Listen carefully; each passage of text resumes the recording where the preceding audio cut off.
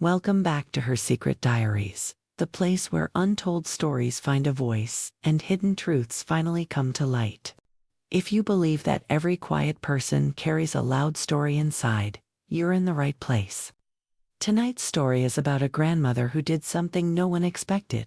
At exactly 2 in the morning, when the whole house was asleep, she ordered a taxi. What happened next changed everything. It was 1:57 a.m. when Grandma opened her eyes. She didn't wake up suddenly. There was no nightmare, no loud noise.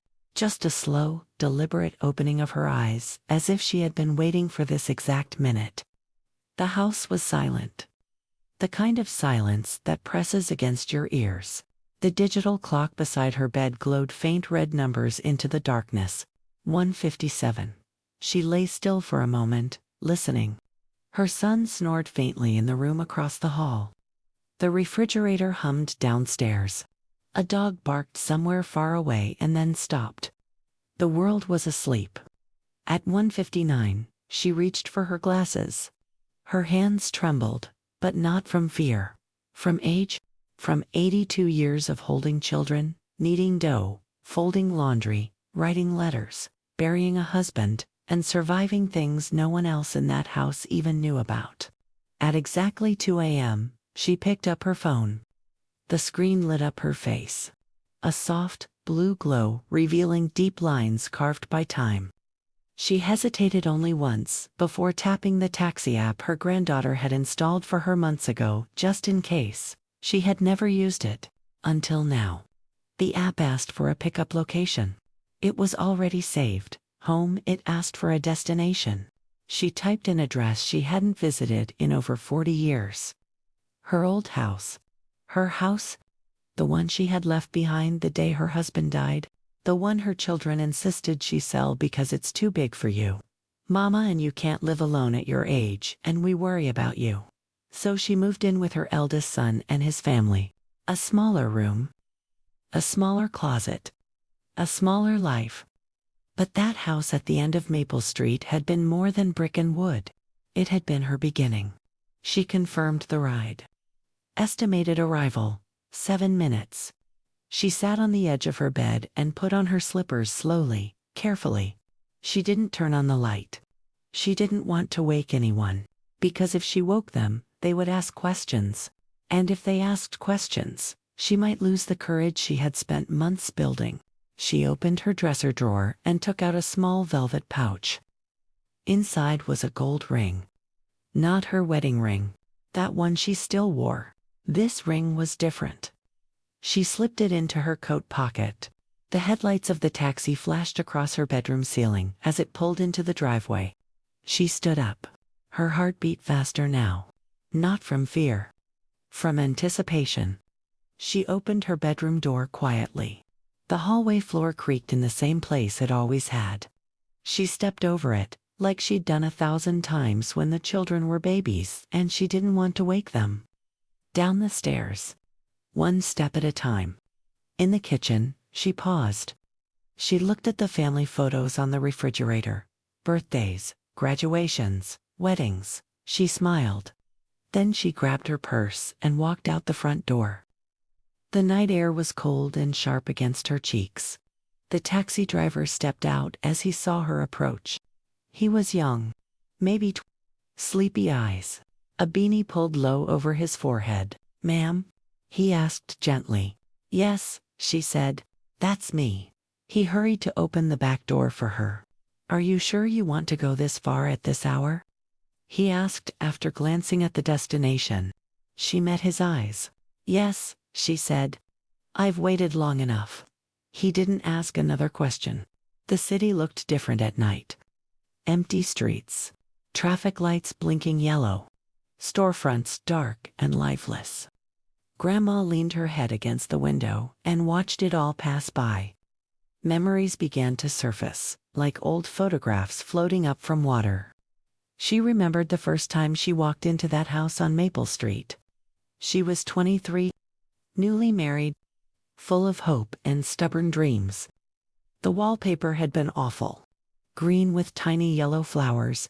She hated it. Her husband laughed and said, "Then we'll change it." They never did.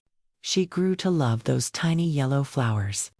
They were there when she brought her first baby home, when she burned her first dinner, when she danced barefoot in the living room on their 10th anniversary. And they were there the day the police knocked on her door. Her husband had been driving home from work.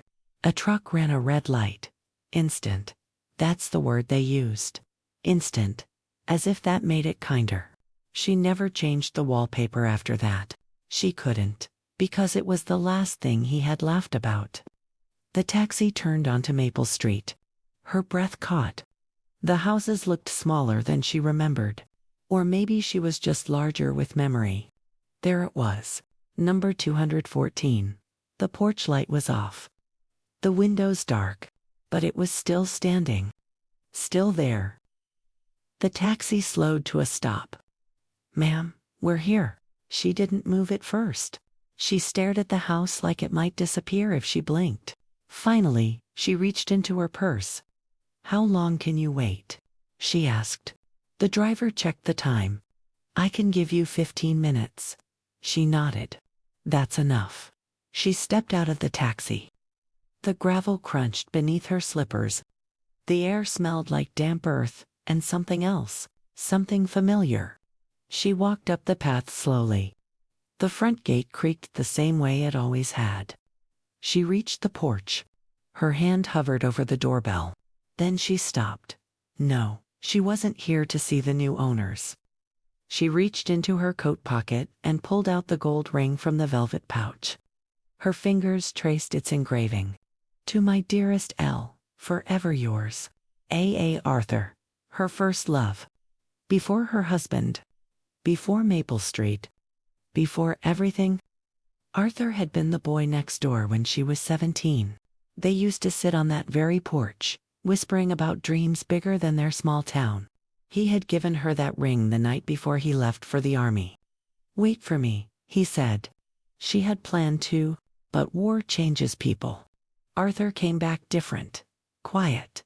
Distant. Haunted. She tried. They both tried. But love that survives on memories can't always survive reality.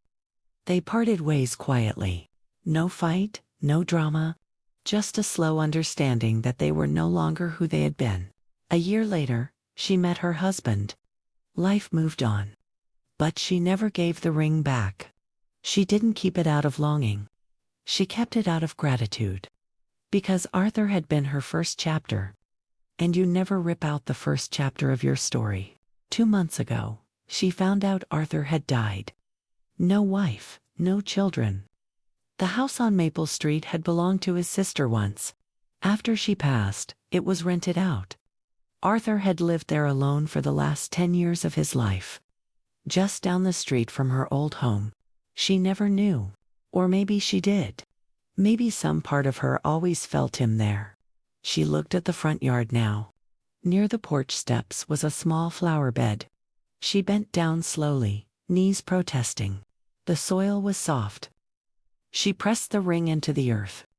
"I waited," she whispered. "Not for him. But for this moment. For closure. For peace. I hope you found yours too." A tear slipped down her cheek. She wiped it away quickly. No drama. No grand gesture. Just a quiet goodbye. She stood up carefully and looked at the house one last time. Then she turned and walked back to the taxi. The driver glanced at her in the rearview mirror as she got in. "You okay, ma'am?" She nodded. "Yes," she said. "I think I am." As they drove away, she didn't look back. Because some chapters are meant to be closed gently. When they pulled into her son's driveway, it was 2:43 a.m. The house was still asleep. She paid the driver and thanked him. Before he left, he said something unexpected. "My grandma passed last year," he said softly. "I wish I had asked her more questions." Grandma smiled. "Then ask the next one," she replied. She walked back inside quietly. Up the stairs. Into her room. She took off her coat and placed it neatly over the chair. She looked at herself in the mirror. For the first time in years, she didn't see just an old woman. She saw a girl who once sat on a porch at 17, holding a gold ring and believing the world was endless. She climbed into bed. At 7 a.m., her granddaughter knocked on her door. "Grandma, are you awake?" "Yes, sweetheart." The door opened. Mom said the security camera picked up a taxi at 2 a.m. Was everything okay? Grandma smiled softly. "Yes," she said. "Everything is finally okay." Her granddaughter looked confused, but didn't press further. Some stories are not meant to be fully explained. Later that afternoon, Grandma did something else unexpected. She called a real estate agent. "I'd like to visit a property," she said. "Which one?" "Number 214 on Maple Street." There was a pause on the other end. "It just went up for sale yesterday." She smiled. "I know, because sometimes life waits for you to finish one goodbye before offering you a new beginning. And sometimes, at 2 in the morning, an old woman ordering a taxi isn't running away.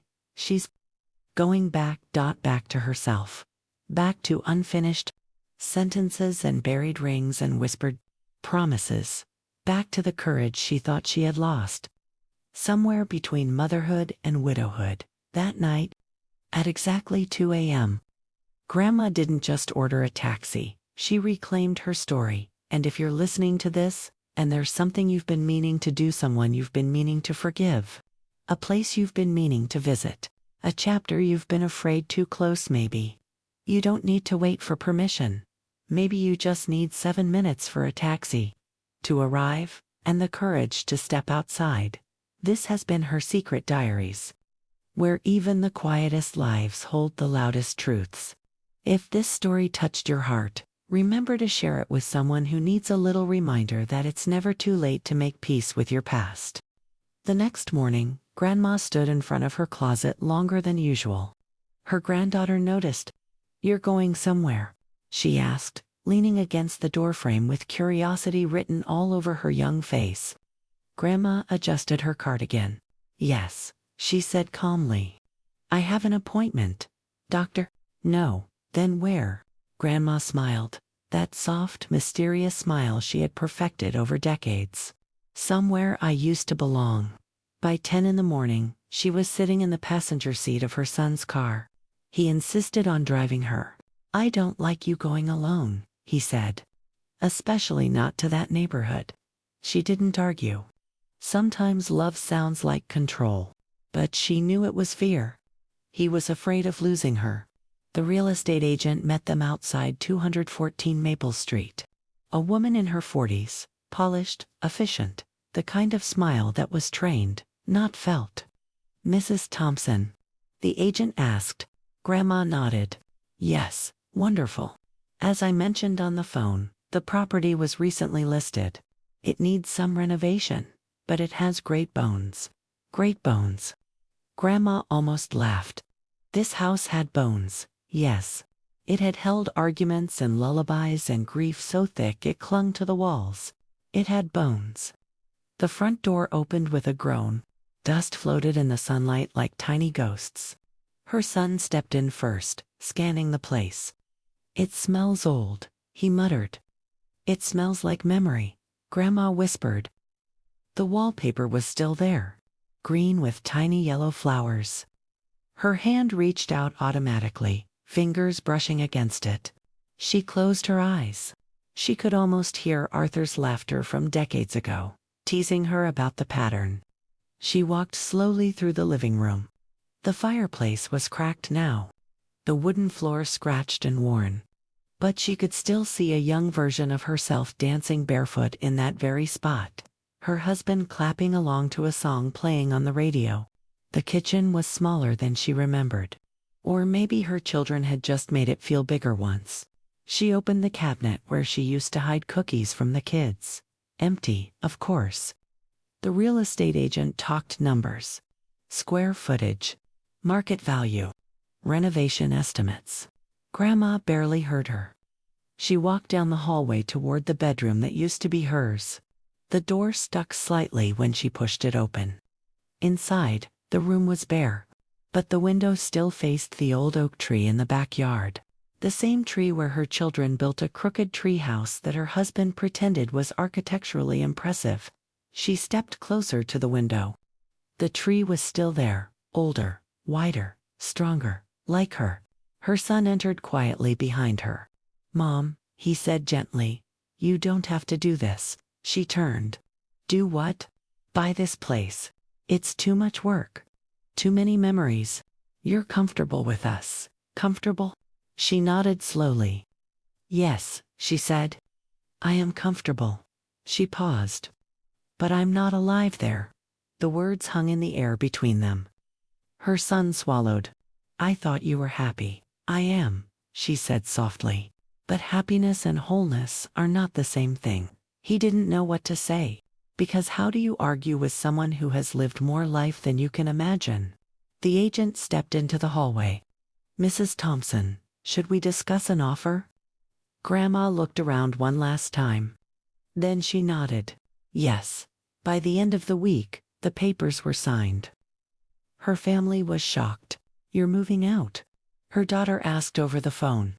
"I'm moving back," Grandma corrected gently. "But why now?" Grandma looked at the calendar. Because she was running out of tomorrows. Because regret weighs more than boxers. Because at 2 a.m., something inside her had woken up and she refused to let it fall asleep again. The first night back in the house, she didn't unpack everything.